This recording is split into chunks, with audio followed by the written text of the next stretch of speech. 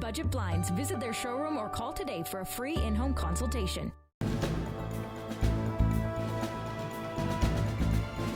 Welcome back. As far as the political landscape goes, 2015 has been a year of change. Perhaps most dramatically in Alberta, as a 43-year Conservative dynasty came to an end with an orange wave sweeping over the province. However, the Vermilion-Lloydminster constituency stayed blue as incumbent Conservative candidate Dr. Richard Starke reclaimed his seat in the legislature.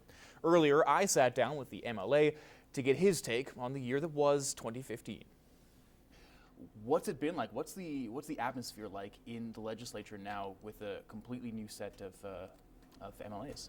It's certainly a change. There's no question about that. But we've embraced the role of opposition members. Opposition in our parliamentary democracy has got a critical role in holding the government to account. And ultimately, our role over the next 3.5 years, roughly, is to try to improve the governance of our province. We have members. We're the most experienced caucus in the legislature, and I think over time, as the new government has discovered that being in government just isn't that simple, they are actually turning to us more and more for advice. Now, they don't always take that advice, but we're certainly prepared to offer it and prepared to work constructively with government. Absolutely, and you mentioned that inexperience, and it was fairly evident, apparently, when they brought forward Bill 6. Mm-hmm. So this is maybe the most serious topic of 2015 for the NDP anyway. They had huge backlash.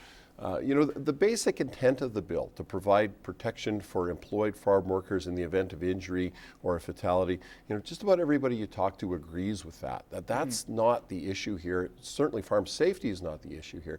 The issue here is all the other things that the bill might or might not provide for, and that's the problem. You mentioned the intent there behind the bill, and it is generally positive, good intentions there, absolutely. Right? Poor execution. Terrible. And you saw some of that response. You hosted your own town hall meeting in Vermilion not too long ago. Right. What sort of things were people bringing up there? Well, there's tremendous concern as to how this will impact on the day-to-day operations of especially the smaller family farms. I mean, these are independent business people, and they are sophisticated business people. I think one of the big mistakes that the government made was assuming that rural Albertans are not intelligent and sophisticated business people. I mean, and they're dead wrong.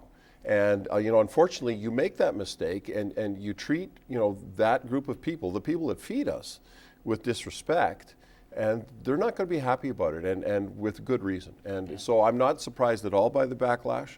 Now we have a bill that we have to work with, and we have to try to make it, as we have to mitigate the damage, if you like, as much as possible, and help the government try to explain their way out of this. But this is a mess of their own making.